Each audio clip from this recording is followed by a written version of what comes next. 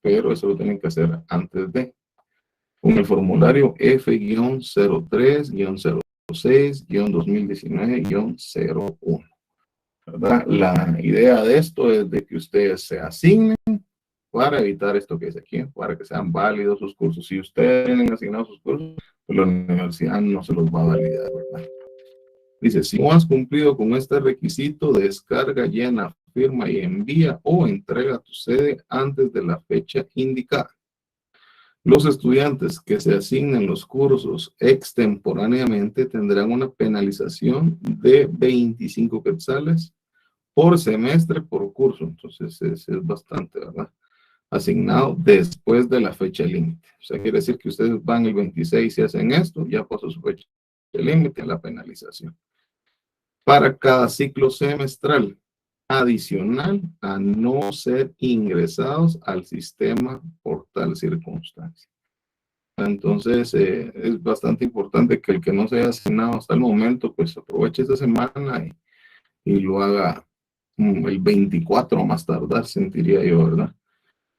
Y aquí les pongo nota respectiva sobre esto. Y se les recuerda al estudiante que no está permitido adelantar ni asignarse cursos con traslape de horario. Esto es clave. Y que solo se pueden cursar por semestre académico hasta el promedio más 2 asignaturas del plan de estudios correspondiente.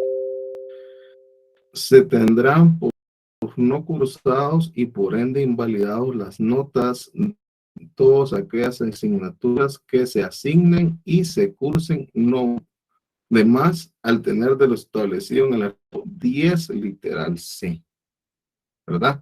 Entonces ya hay en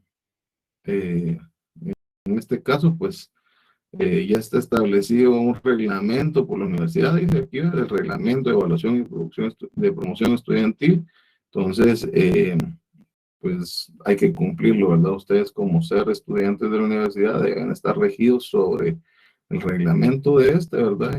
Y pues si hacen alguna actividad que no esté aquí, pues ahí es donde hay temas, ¿verdad? Ya no aparecen sus notas, como aquí se los está recordando que lo valide. Pero yo espero que ya todos ustedes lo hayan hecho, solo haya servido aquí de información esto y pues ya tienen esta información. Para la solicitud de inscripción, reinscripción y programas especiales está este código QR que les va a direccionar a este esquema que hay que llenar, ¿verdad? Entonces vienen ustedes, llenan todo el formulario y pues lo deben de entregar, ¿verdad? Entonces, pues esa es la información que nos solicitaron que les compartiéramos en el primer día de clases, que son bastante importantes, ¿verdad? Tal vez ya lo hicieron otros compañeros, parecerá tedioso, pero sí es importante que ustedes lo tomen muy, muy en cuenta. Bueno, ¿qué vamos a ver hoy? Como mencionamos, el curso es estadística. Su código es el CB010 y estamos en nuestra primera semana. Hoy vamos a ver un tema de una rama de la estadística, ¿verdad? En eso vamos a estar ahorita sentarte del lenguaje estadístico como tal. Y entonces después si no los manejamos, decimos, bueno, es que me está pidiendo tal cosa, ¿y eso qué es? ¿Y esto qué es, verdad? Entonces, en mi caso me gusta ser bastante claro, que lo tengamos ya entendido hasta este momento y pues no perdamos tiempo en esto, ¿verdad? Mi nombre es Efraín Calderón, soy ingeniero agrónomo, seré su catedrático de estadística durante este semestre. Es un gusto comenzar con ustedes. Comencemos. Bueno, ¿qué objetivos tenemos de la clase del día de hoy? Bueno, como general, va a ser explicar la estadística descriptiva, ¿verdad? Eso está más que claro. Y como específico, vamos a dar una introducción a la estadística. Vamos a mencionar conceptos básicos, ¿verdad? Como punto 2, clasificación de estadística también, ¿verdad? Y los tipos de variables, ¿verdad? Ya hoy estamos ya entrando de lleno al curso y queremos aprovechar el tiempo. Entonces, definamos primero el tema estadística, ¿verdad? Porque dicen, bueno, yo voy a llevar el curso de estadística, pero ¿de qué trata? ¿A qué se refiere? ¿De dónde surge? Entonces, todo ese montón de interrogantes es de los que queremos salir hoy de dudas. Se denomina estadística a la rama de las matemáticas, ¿verdad? Ya estamos claros que va a ser numérico, ¿verdad? O vamos a tomar datos en base a la matemática para tener nosotros datos de probabilidad. ¿Qué se ocupa, dice, de reunir? Y es importante cada uno de estos términos que estoy mencionando, estos verbos que están soltando en este momento, porque de eso se basa la estadística. Reunir, organizar, presentar, analizar e interpretar datos numéricos.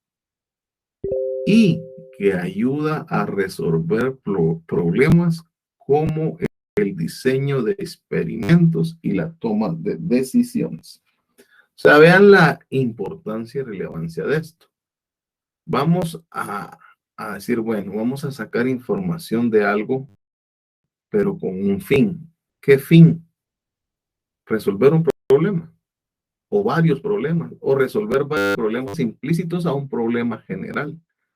Pero si yo no tengo información de este y hago un análisis o un diseño experimental, ¿cómo puedo simplemente dar un juicio yo de algo? Nuestra base como profesionales es una base científica, ¿verdad? Entonces, una herramienta que hemos utilizado mucho para la toma de decisiones y resolución de problemas es la estadística como tal. Entonces, ¿qué hacemos nosotros? Vamos a reunir información, ¿verdad? ¿Qué quiere decir eso? Por ejemplo, una de las bases primarias, el censo, vamos a hacer encuestas, vamos a tomar datos, etcétera, etcétera, etcétera, ¿verdad? Pero después de tenerla, ¿qué hacemos? La organizamos, la vamos a ordenar. Después la presentamos, ya sea gráficamente o con algún diseño. ¿Y para qué? Para analizarla, ¿verdad? Con estos datos crudos que yo tengo, ¿qué tengo que hacer? Con toda esta información yo tengo que llegar a analizarla, a ver qué me infiere en la resolución de un problema o no tiene inclusive nada que ver en esto. Y con eso vamos a interpretar datos numéricos. Con esos datos ya puedo decir yo, con base a esto podemos resolver un problema, ¿verdad? Y eso es lo que nos va a ayudar de cierta manera el uso y manejo de la estadística. Bueno, entonces aquí surge cuáles tipos de estadística vamos a utilizar. La descriptiva y presentación de los datos de una manera tal que los describa fácil y rápidamente. Ahora, la otro tipo de estadística, la estadística inferencial, en esta ya se involucran la utilización de una muestra para sacar alguna inferencia o conclusión sobre la población de la cual procede la muestra. Ven, aquí estamos hablando de otro tema, muestra, ¿verdad? Entonces, eso lo vamos a explicar en una próxima expositiva el día de hoy para que vayamos entendiendo que vamos a hablar de esto. Puede definirse como aquellos métodos que hacen posible la estimación de una característica de una población. Otra palabra que vamos a hablar el día de hoy, población. O la toma de una decisión referente a una población. Y esto basándose solo en los resultados de una muestra. El objetivo de la inferencia estadística es obtener información acerca de la población partiendo de la información que contiene la muestra. Entonces, debemos, o sea, si mi base para tomar un juicio va a ser una muestra, esa muestra debe ser lo más adecuado posible. No puedo decir yo simplemente voy a hacer una muestra de 5 personas que son mis vecinos y decir que en base a eso yo voy a dar una respuesta a un problema social, por ejemplo. Primero debo de hacer un análisis de la población que me interesa, hacer un cálculo matemático, cuál va a ser la mínima de la muestra que debo tomar y idealmente debe ser una muestra aleatoria, dígase a cualquier persona, ¿verdad? Para que esto sea lo más verídico posible. Entonces comencemos a darle definiciones a cada uno de estos términos. Empecemos con el término parámetro. ¿Qué es un parámetro? Se le dice parámetro a la característica numérica de una población, como el promedio de la población, la desviación estándar de la población, etcétera. Se le denomina parámetro. Entonces, a uno le dicen, ¿cuáles son tus parámetros? Ah, bueno, mira, la media que tenemos es de tanto. Ah, es un dato numérico que trata de darme una visión de un efecto. Por ejemplo, los estudiantes que toman agua pura. Ya sé cuál es mi población, este número de estudiantes, pero yo quiero saber en general cuántos toman agua pura. Me resulta que el promedio de 100 son 50, ¿verdad? Entonces, estamos diciendo que el promedio es un 50%, ¿verdad? O uno de cada dos estudiantes consumen agua pura, ¿verdad? Entonces, ese es el parámetro que tengo, ¿verdad? El parámetro es una medida de estadísticas estadístico. Mira, tenés el estadístico de esto. Estadístico es la característica numérica de una muestra. Nuevamente, como el promedio de la muestra, la desviación estándar de la muestra, etcétera, etcétera. Podemos decir que estadístico y parámetro son sinónimos, ¿verdad? Se le denomina estadístico a una medida de resumen que se calcula para describir una característica de una sola muestra de la población. Pero en este caso ya estamos hablando de una muestra, ¿verdad? Entonces, para ser más específico, cuando sea de una muestra utilizamos estadístico y por el otro lado, pues podemos utilizar el término parámetro, ¿verdad? Ahora, bueno, está bien, ya entendimos que ese es tu carácter estadístico esto. Pero mire, ¿y qué es una población? Ah, ya lo decimos nosotros repetidamente y cuadradamente, mecánicamente, podemos decirlo. Decimos, ah, población es un grupo de personas. Ojo, no es precisamente eso. Y sobre todo en estadística. Dice, la población es el conjunto de todos los individuos. Ojo, no dice de todas las personas, es individuos. Y como individuo se entiende cualquier elemento que porte información sobre el fenómeno que se estudia. Dígase, en este caso, así si estudiamos la altura de los niños de una clase, cada alumno es un individuo. Si estudiamos el precio de la vivienda, cada vivienda es un individuo. Entonces, la población va a estar basada en personas, animales, cosas, etcétera, en base a mi objeto de estudio. En eso es lo que se está reflejando el término población, ¿verdad? ¿Cuál es tu población? Ah, 1 millón de bacterias. ¿Cuál es tu población? 1000 Coca-Colas. ¿Cuál es tu población? Etcétera. Perdón por usar un término de una marca. Etcétera, etcétera, etcétera, etcétera, ¿verdad? La población va a ser un conjunto de cosas, ¿verdad? Personas, animales, plantas. En nuestro caso, en los agrónomos, pues vemos muchas poblaciones de cultivos, ¿verdad?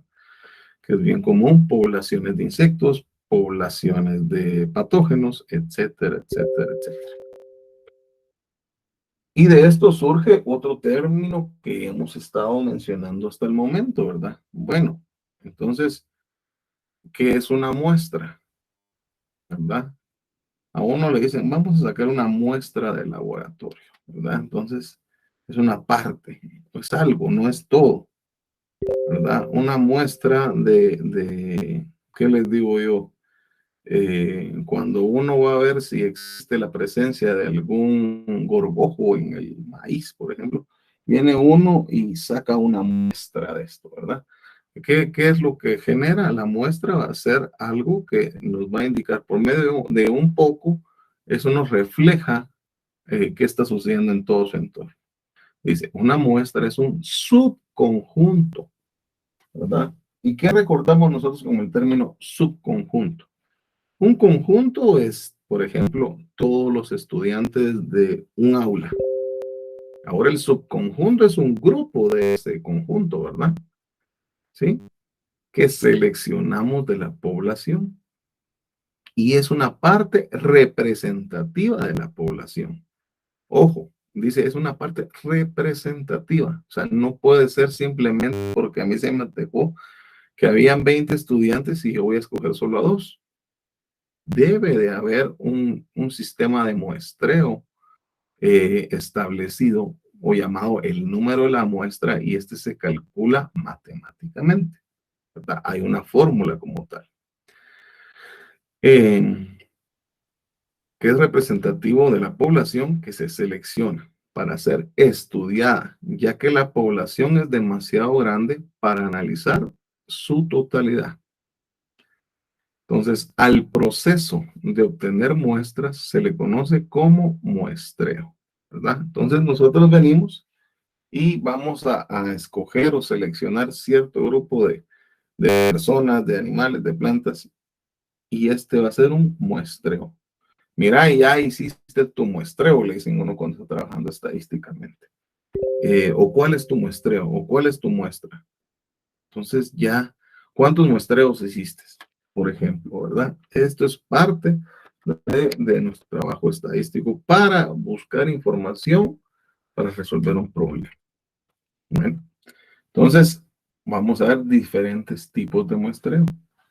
Y aquí viene uno que yo les mencioné hace un rato. Existen dos tipos de muestreo: aleatorio y no aleatorio, ¿verdad? Yo les mencioné, bueno, que sea aleatorio. Pero ¿cuál es el muestreo aleatorio? El muestreo aleatorio es en el cual la muestra se obtiene dando la misma oportunidad a cada elemento de la población de pertenecer a ella. Al muestreo aleatorio también se le conoce como muestreo representativo. Veamos un ejemplo de eso. Por ejemplo, hay unas elecciones para escoger presidente de un país. Y viene X empresa y dice, bueno, yo voy a hacer la estadística para considerar quién va a ser el futuro presidente. Bueno, dice, entonces tenemos un muestreo, pero matemáticamente, según la población que quieren averiguar, que sea mayor de edad y que sea ciudadano del país, ¿verdad? Si por ejemplo fuera Guatemala, tiene que ser guatemalteco, como porque así lo dice la ley, y tiene que ser mayor de 18 años. Entonces ya tiene el derecho a votar, ¿sí? Entonces, de esa manera, pues ya tenemos cumplido el grupo objetivo, ¿verdad? Por ejemplo, si dijéramos Guatemala, bueno, en Guatemala hay más de 18 millones de habitantes, sí, pero ¿cuántos tienen opción a votar? Digamos que sean 8 millones, ¿verdad? Entonces, ese es, ya identifiqué cuál es el grupo al cual le debo hacer yo un muestreo. Entonces, hago yo una fórmula matemática y me dice que para que sea representativo debo escoger a 2,000 personas, por decirlo, ¿verdad? Estoy haciendo números al azar, después vamos a ver la fórmula. Y entonces, ¿qué debo hacer yo? Bueno, ¿y dónde voy a tomar la selección? ¿Será que lo voy a hacer solo en la ciudad? No. Como es aleatorio, es en cualquier lugar del país y es a cualquier persona que cumpla ser guatemalteco y ser mayor de edad. Esa sí va a ser un muestreo representativo, porque puede ser cualquier persona. Ahora, mientras que en el muestreo no aleatorio, la muestra se obtiene sin darle la misma oportunidad a cada elemento de la población de pertenecer a ella. El muestreo aleatorio puede llevarse a cabo a través de urnas o tómbolas o bien usando números aleatorios, mientras que el no aleatorio se realiza a juicio, a decisión mía. Por ejemplo, digo yo, bueno, son 8 millones de personas, pero la mayoría viven en la ciudad. Ahí tenemos 4 millones entre todos los municipios de Guatemala y lo voy a hacer solo en Guatemala. Y voy a dedicar el 60% a las zonas de Guatemala. ¿Será que es representativo mi muestreo? Está siendo no aleatorio. Es a mi propio juicio. Yo estoy decidiendo, según mi experiencia, digo yo, bueno, no, como que hay más población, yo voy a decir que este va a ser. pero no está haciendo a mi propio juicio. O sea, yo estoy definiendo que así se va a comportar, ¿verdad? Entonces, esas son las diferencias de un muestreo aleatorio y un no aleatorio.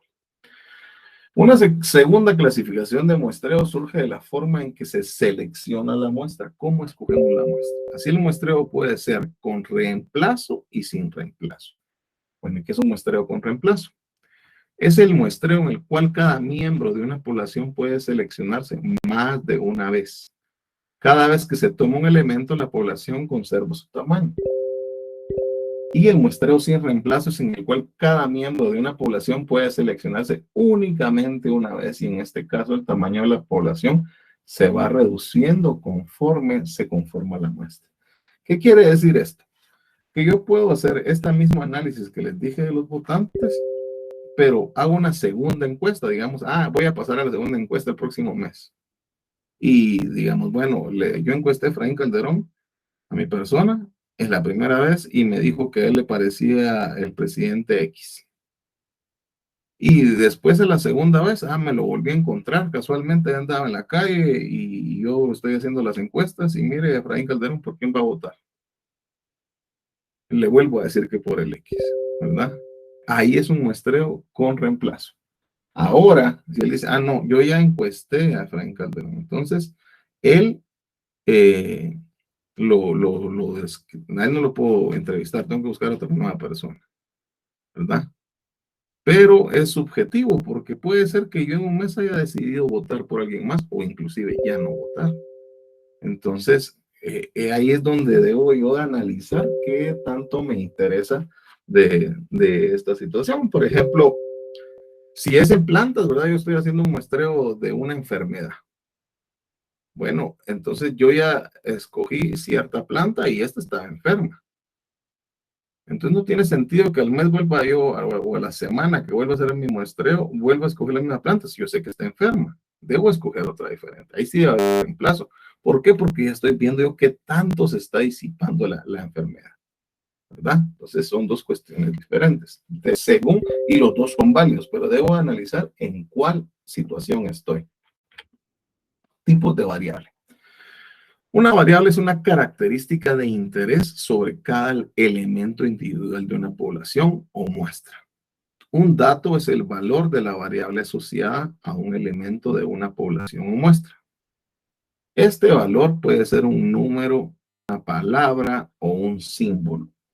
Un experimento es una actividad planeada cuyos resultados producen un conjunto de datos. Dependiendo del número de características que se utilizan de la población, las variables se pueden clasificar en variables unidimensionales, variables bidimensionales y variables pluridimensionales. Bueno, ¿qué variables son unidimensionales? Solo recogen información sobre una característica. Por ejemplo, edad de los alumnos de una clase. Cuando yo me refiero a una variable, es lo que yo estoy evaluando, ¿verdad? Ahora, cuando es una variable bidimensional, recoge información sobre dos características, por ejemplo, edad y altura de alumnos de una clase. Y cuando son variables pluridimensionales, recoge información sobre tres o más características. Por ejemplo, aquí ya miro edad, altura y peso de alumnos de una clase. Algo muy común, por ejemplo, con el dato que se miran las personas que están en el ámbito de salud, miran el caso de niños con NDA, con desnutrición, ¿verdad? ¿Y cuál es la evaluación que dan? Ellos siempre van a ver altura y peso, ¿verdad? Entonces, ellos, pero lo calculan sobre la edad. Entonces, ahí hay una estadística que les dice si va adecuadamente el niño o está ya entrando en desnutrición. Entonces, vean qué importantes es este tipo de variables. Sí son válidas y son importantes. Dependiendo del tipo de datos, las variables pueden clasificarse en variables cualitativas o variables cuantitativas. ¿Cuáles son las cualitativas? Son atributos, no se pueden medir numéricamente. Por ejemplo, la religión, la nacionalidad, nuestro color de piel, qué sexo tenemos, hombre, mujer. Variables cuantitativas, en cambio, son cuando tienen un valor numérico. En este caso las podemos contemplar, contar. Tenemos edad, longitud, precio. Por su parte, las variables cuantitativas se pueden clasificar en variables discretas y continuas. Entonces, ¿cuándo son discretas? Solo pueden tomar valores enteros. Estas variables representan conteos, por ejemplo, el número de alumnos de un salón de clase puede ser tal, tal, tal. Y cuando son continuas, pueden tomar cualquier valor real. Estas variables representan mediciones, por ejemplo, la altura de una persona, el peso en gramos, etcétera, ¿verdad? Niveles de medición. Ahora, los niveles o escalas de medición son las formas de clasificar los datos. Por ejemplo, tenemos una escala nominal. Se caracteriza por datos que consisten exclusivamente en nombres, rótulos o categorías. Los datos no pueden acomodarse según un esquema de ordenamiento. El término nominal puede asociarse solo con nombres. Se trata de agrupar objetos en clases de modo que todos los que pertenezcan a la misma sean equivalentes a los atributos o propiedades de estudio. Después de lo cual se asignan nombres tales clases y el hecho de que a veces en lugar de denominaciones se le atribuyen números. Pueden ser razones como medidas nominales. Se ha de tener presente que los números asignados a cada categoría sirven única y exclusivamente para identificar la categoría y no poseen propiedades cuantitativas. Ahora, una escala ordinal implica datos que pueden acomodarse en algún orden, pero no es posible determinar diferencia entre los valores de los datos. En este caso, podemos detectar diversos grados de un atributo o propiedad de un objeto. La medida ordinal es la indicada, puesto que entonces puede recurrirse a la propiedad de orden de los números, asignada al objeto A, al B, y puede indicarse A o B. La asignación de los números a distintas categorías no puede ser completamente arbitraria y debe ser atendida al orden existente entre estas. Las características que poseen una escala de medida ordinal permiten con hecho poder ordenar todas las categorías.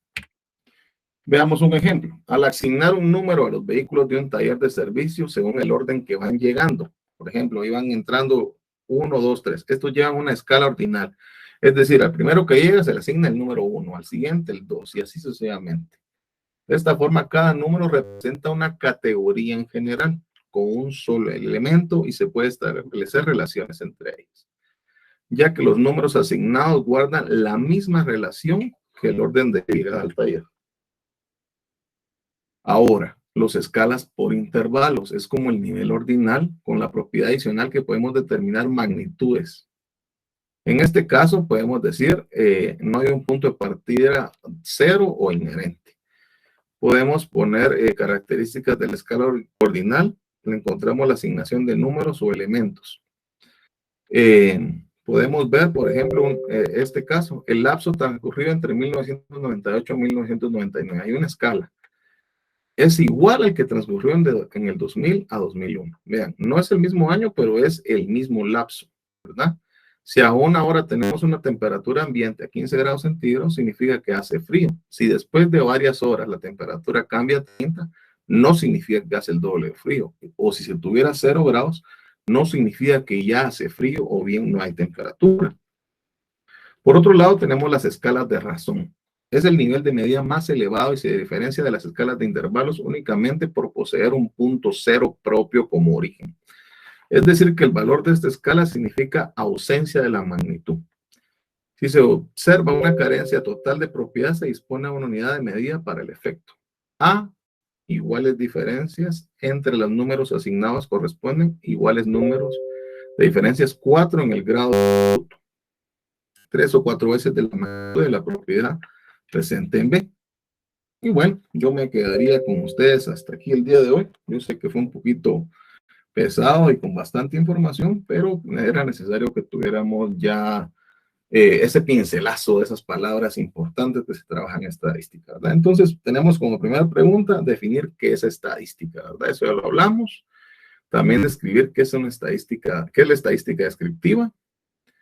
Defina cómo se clasifica la estadística también, ¿verdad? Estuvimos hablando cómo se van a definir, en cuáles. Defina los tipos de variables, también está ahí la información. Y describa los tipos de escala en estadística, ¿verdad? Esa sería mi última pregunta de intervención. Y pues por lo pronto yo estaría concluyendo con ustedes el día de hoy. pues, ¿verdad? Eh, pues espero que tengan buen provecho. Nos vemos la otra semana y pues estamos trabajando siempre en el término estadística. Hoy fue una fase introductoria más que todo de ver conceptos y después ya vamos a ver ya temas de fórmulas y algunos ejemplos para que ustedes vayan ya adentrándose y entendiendo más la estadística como tal. Tengan feliz fin de semana. Nos vemos la otra semana. Dios los bendiga.